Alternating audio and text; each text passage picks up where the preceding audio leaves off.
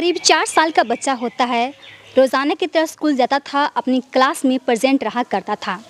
लेकिन 16 मई 2024 को वो तो स्कूल चला जाता है, लेकिन स्कूल से घर वापस लौटता नहीं है। दरअसल उस बच्चे का घर वापस लौटने का जो समय होता है करीब 3 बजे के आसपास होता है। उस समय पर वो घर वापस नहीं होता है, करीब 1 से 2 घंटे समय बीत जाते हैं। उस बच्चे की माँ अपने बच्चे के इंतज़ार में होती है, काफ़ी ज़्यादा चिंतित होती है, परेशान होने लगती है और ये बात अपने पति जिनका नाम श्लेष राय होता है उन्हें बताती है। वो कहती है कि आयुष अब तक घर नहीं आया है। ये बात सुनकर श्लेष राय काफ़ी ज़्यादा चिंतित हो जाते हैं, काफ़ी ज़्यादा परेशान होने लगते हैं और अपने बच्चे को दोनों मिलकर ढूंढने का प्रयास करते हैं। हर एक जगह ढूंढा जाता है लेकिन वो बच्चा मिल नहीं पाता है। आयुष के माता पिता दोनों मिलकर स्कूल पहुंच जाते हैं। स्कूल पहुंच जाने के बाद वो सबसे पहले गाड़ी के ड्राइवर से बात करते हैं। वो पूछते हैं कि मेरा बच्चा सुबह सुबह स्कूल गया था लेकिन घर लौटकर वापस नहीं आया है। जो ड्राइवर होता है वो कहता है कि मैडम, मुझे कुछ भी नहीं पता है कि आपका बच्चा आज स्कूल आया है कि नहीं आया है। अगर आपको ऐसा लग रहा है कि आपका बच्चा स्कूल आया है तो आप सीसीटीवी को चेक कर लीजिए। आयुष के माता पिता दोनों मिलकर सीसीटीवी कैमरे को चेक करने लगते हैं। तभी उस बच्चे को लास्ट बार प्ले क्लास में देखा गया था। उस बच्चे की माँ प्ले क्लास में चली जाती है। उस क्लास में बहुत सारे खिलौने सामान पड़े होते हैं और उसे हटा हटा कर देखने लगती है। इसी बीच एक गटर पर नज़र पड़ती है और उस गटर को देखती है और कहती है कि इस गटर को ढक्कन को खोला जाए। तभी उस गटर को ढक्कन को खोला जाता है। खोलने के बाद उसमें आयुष की उस बच्चे की लाश पड़ी होती है। उस बच्चे की लाश बाहर निकाल देने के बाद ये बात पूरी तरह से स्कूल में फैल जाती है, सनसनी मच जाती है। आखिरकार उस बच्चे के साथ क्या हुआ था? घर से वो तो स्कूल चला जाता है लेकिन स्कूल से घर वापस लौट कर नहीं आता है। आखिरकार उस बच्चे को क्यों हत्या कर दिया जाता है, क्यों उसे मार दिया जाता है, जानेंगे हम इस कहानी में। हेलो गाइस, आई होप कि आप लोग अच्छे होंगे, सुरक्षित होंगे। मैं दिव्या आज की जो मैं कहानी सुनाने जा रही हूँ, जो सुनने के बाद आपको मजबूर कर देगी। दरअसल ये घटना है बिहार राज्य का शहर है पटना। इसी का ही इलाका लगता है दीघा थाना क्षेत्र। इसी के आसपास एरिया में रहने वाले श्लेष राय, उनकी पत्नी, उनके बच्चे, माता पिता रहा करते थे और उनके छोटे बच्चे जिसका नाम आयुष कुमार होता है, उम्र करीब 4 साल के आसपास होता है। वो नर्सरी क्लास का छात्र होता है। लगभग शाम में 4:30 बजे के आसपास आयुष की माँ अपने पति श्लेष राय को कॉल करती है। वो कहती है, वो बताती है कि आयुष अभी तक घर वापस लौट कर नहीं आया है। आयुष के जो पिताजी होते हैं वो कहती हैं कि तुम मेरी चचेरी बहन से पूछ लो, वो बता देगी। उस बच्ची की माँ कहती है कि मैं तुम्हारी बहन से और ड्राइवर से भी बात कर चुकी हूँ। दोनों कह रहे हैं कि शायद हम आपके बच्चे को स्कूल में नहीं देखे हैं। ये बात सुनते ही श्लेष राय काफ़ी ज़्यादा चिंतित हो जाता है, काफ़ी ज़्यादा परेशान हो जाते हैं। अपने कामों को छोड़कर सीधा घर वापस आते हैं। श्लेष राय तुरंत घर वापस लौटता है और वो सबसे पहले प्रिंसिपल को कॉल करता है। प्रिंसिपल से पूछते हैं कि मैडम, क्या बात है, आज मेरा बच्चा स्कूल गया है लेकिन स्कूल से घर वापस लौट कर नहीं आया है। जो प्रिंसिपल होती है वो कहती है कि आज आपका बच्चा स्कूल नहीं आया है। ये बात सुनते ही दोनों और भी ज़्यादा परेशान हो जाते हैं, चिंतित हो जाते हैं। दरअसल उस बच्चे को हर एक जगह ढूंढा जाता है, खोजा जाता है, छानबीन किया जाता है लेकिन वो बच्चा मिल नहीं पाता है। आयुष के माता पिता, उनके चाचा चाची, आसपास के जो पड़ोसी लोग होते हैं, सभी मिलकर स्कूल पहुंचते हैं। स्कूल पहुंच जाने के बाद वो सबसे पहले ड्राइवर से बात करते हैं। ड्राइवर से पूछते हैं कि मेरा बच्चा सुबह 7 बजे गाड़ी पर बैठा है, बताओ मेरे बच्चे को कहाँ तुम छोड़कर आए हो। जो मेरे माताजी पिताजी उसी गाड़ी पर बैठा कर आए हैं करीब 7 बजे के आसपास। मेरे बच्चे को आखिरकार तुम छोड़ा है तो कहाँ छोड़ा है, बताओ मेरे बच्चे को। इस गाड़ी का जो ड्राइवर होता है काफ़ी ज़्यादा वो घबरा जाता है, डर जाता है।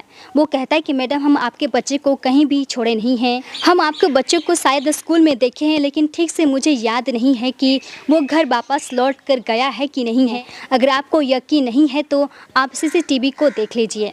ये बात सुनते ही आयुष के माता पिता को थोड़ा उम्मीद जगती है और सीधे दोनों मिलकर प्रिंसिपल क्लास में चले जाते हैं, प्रिंसिपल रूम में चले जाते हैं। वहाँ के जो प्रिंसिपल होती है, दरअसल उनका नाम बीना झा होता है। उनसे बातचीत करते हैं। वो कहते हैं कि मैडम, मेरा बच्चा सुबह सुबह स्कूल आया था लेकिन घर वापस लौट कर नहीं आया है। मैडम, मुझे एक बार सीसीटीवी को दिखा दीजिए, मुझे तसल्ली मिल जाएगी और हम यहाँ से चले जाएंगे। जो प्रिंसिपल होती है तमाम तरह की बहाने बनाने लगती है। वो कहती है, क्या आपको मेरे ऊपर भरोसा नहीं है?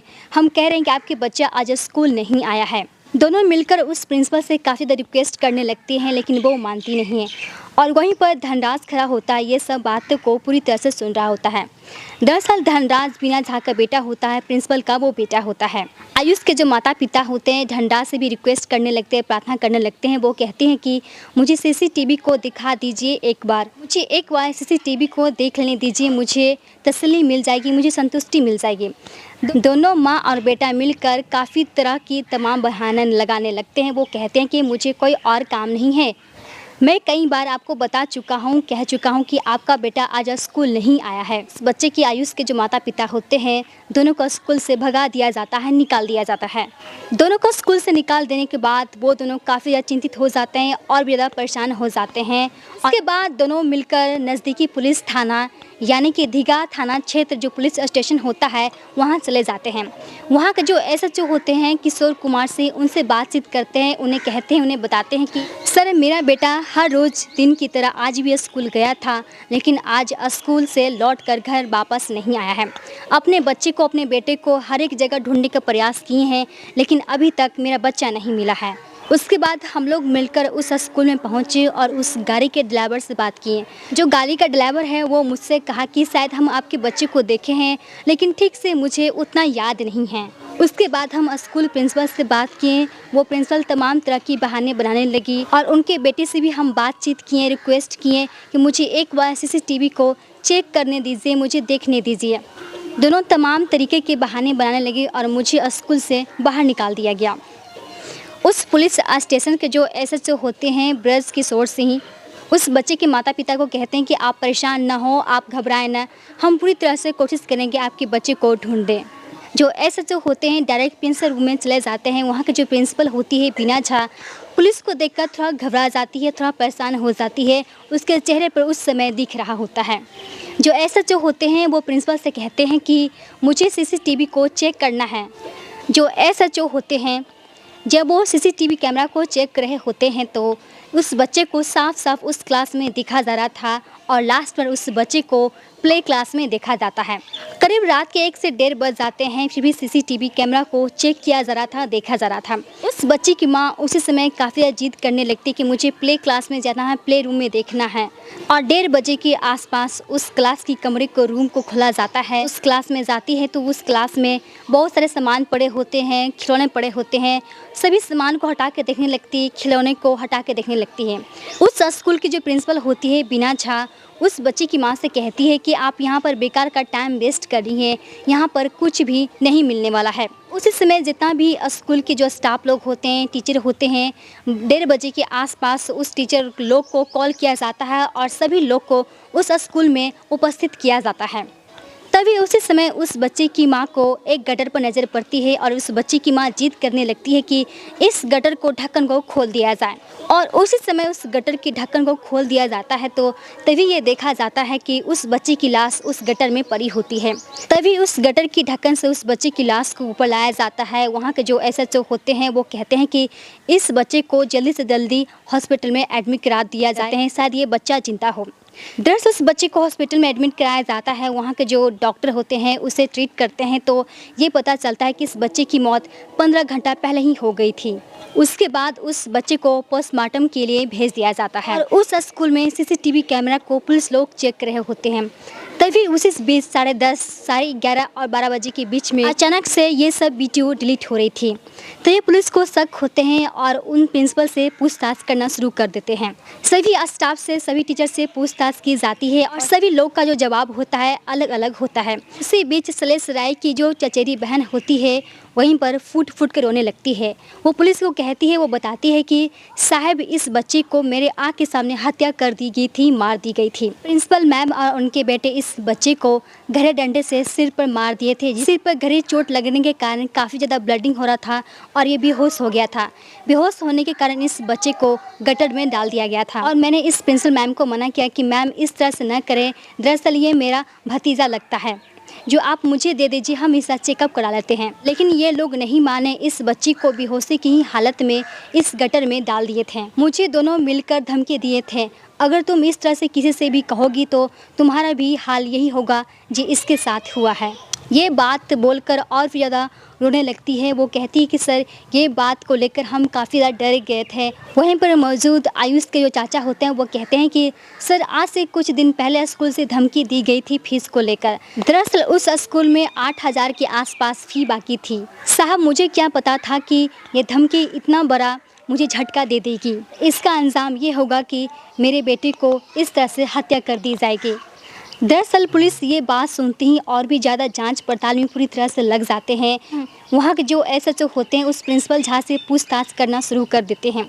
वो एक कहानी बताती है। वो कहती है कि दरअसल ये बच्चा खेल रहा था और खेलते खेलते ये गिर गया था। गिरने की वजह से इसका सिर में काफ़ी ज़्यादा चोट लग गया था। चोट लगने की वजह से काफ़ी ज़्यादा ब्लडिंग हो रहा था। ब्लडिंग काफ़ी ज़्यादा हो रहा था, जिससे देखकर हम काफ़ी ज़्यादा डर गए थे और उसी समय में धनराज को बुलाए। धनराज भी इस बच्चे को देखकर इस हालत में वो डर गया और हम दोनों मिलकर इस बच्चे को इलाज नहीं करवाएं। अगर जो इलाज करवा देते तो ये बच्चा आज ज़िंदा होता, और उस बच्चे को बेहोशी की हालत में ही उस गटर में हम डाल दिए। जो पुलिस होते हैं अपने तौर तरीका से दोनों से पूछताछ करने लगते हैं। दोनों मिलकर जिस तरह से हत्या को अंजाम दिए थे उसके बारे में पुलिस को बताने लगते हैं। जो पुलिस होते हैं दोनों पर आईपीसी की धारा 302, 220, 212 और 34 के तहत दोनों पर मुकदमा दर्ज कर लिया जाता है। उस बच्ची की माँ, आयुष की माँ, ये बात सुनते ही काफ़ी ज़्यादा गुस्सा हो जाती है, काफ़ी ज़्यादा वो भावुक हो जाती है। स्कूल जो कुछ क्लास होते हैं, प्रिंसिपल रूम होते हैं, उस बच्ची की माँ, आयुष की माँ गुस्से में आकर आग लगा देती है, सड़क को जाम कर देती है। ये बात पूरी तरह से फैल जाती है। वहाँ के जो लोग होते हैं उनका ये कहना होता है कि ये इतना बड़ा स्कूल है और इतना बड़ा स्कूल में बच्चे के साथ इतना लापरवाही की जाती है। एक मासूम बच्चे को इस तरह से हत्या कर दिया जाता है। आखिरकार इस स्कूल के प्रिंसिपल कैसे हैं, टीचर कैसे हैं, जो छोटी सी बात के लिए, एक फ़ी के लिए बच्चे को हत्या कर दी जाती है, मार दी जाती है। दरअसल जिस स्कूल में जो आयुष पढ़ता था, दरअसल वो स्कूल पोस्ट इलाके में आती थी। दरअसल उस स्कूल का नाम टीनी टॉट होता है। दरअसल ये स्कूल काफ़ी ज़्यादा नामी होता है और इसी स्कूल में वो बच्चा पढ़ने के लिए जाता था। दरअसल उस बच्ची की उम्र 4 साल के आसपास होती है। वो नर्सरी क्लास का छात्र होता है। उसके साथ, इस बच्चे के साथ उस स्कूल में इस तरह से हत्या कर दी गई थी। चाहती तो उस स्कूल का जो प्रिंसिपल बीना झा थी, इस बच्चे को अपने सूझबूझ से इस बच्चे को बचा सकती थी। दरअसल उस बच्चे को डंडे से सिर पर मारकर गहरी चोट लगने के कारण उससे काफ़ी ज़्यादा ब्लीडिंग हो रहा था और उस बच्चे को बेहोशी की हालत में उस बच्चे को गटर में डाल दिया गया और उस बच्ची को उस गटर में ही तड़प कर उसकी मौत हो गई। विद्यालय एक सुरक्षित स्थान होता है। बच्चे के जो माता पिता होते हैं अपने बच्चे को विद्यालय में जब छोड़ देते हैं, जब वो बच्चा स्कूल चला जाता है तो बच्चे के माता पिता निफिक्र हो जाते हैं, चिंतित मुक्त हो जाते हैं कि मेरा बच्चा विद्यालय गया है, मेरा बच्चा स्कूल में सेफ है। किसी भी काम को आराम से करते हैं, निफिक्र होकर करते हैं। स्कूल की जो प्रिंसिपल होती है बीना झा और उनका बेटा धनराज, दोनों पर कार्रवाई चल रही है। तो इस कहानी को सुनाना आपको परेशान करना नहीं, बल्कि आपको जागरूक करना है। जहाँ रहें सुरक्षित रहें, अपना ध्यान रखें। जय हिंद।